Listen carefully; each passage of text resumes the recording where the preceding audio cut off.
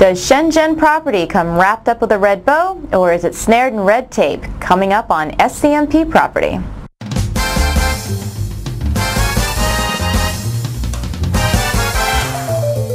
How do you repatriate the money? Because of the very much overheated property market.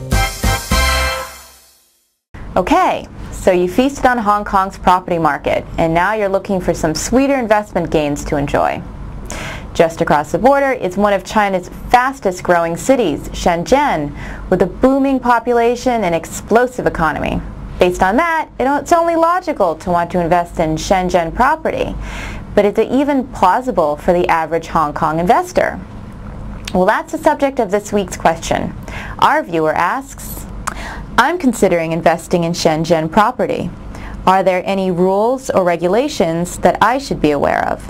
Is the buying process similar to that in Hong Kong? Our first expert explains that putting money into the mainland is a lot easier than getting it out. First of all, of course, once you put your money into Shenzhen or China per se, it's a lot. There are restrictions on getting your money out, and so you have to be wary of that. Tax is also an issue, and you have to be wary of luxury tax and the cost of doing business of buying and selling property. You're only allowed to buy, strictly speaking, one property, and you've got to prove that you're going to use it.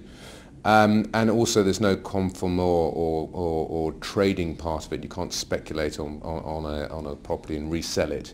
So it sounds like your dreams of being the next Donald of Shenzhen may remain just that.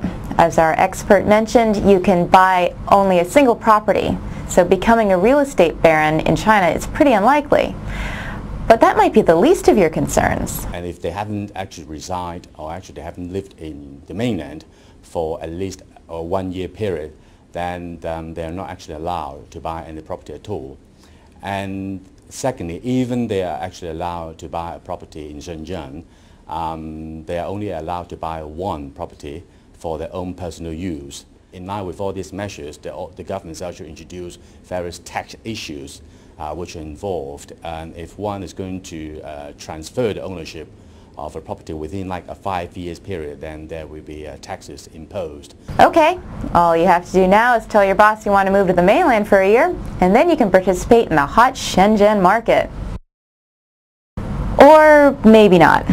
Unless you're willing to jump through hoops to own a little piece of the Middle Kingdom, you're better off playing in your own backyard. That's all for this week. This has been Lauren Bass.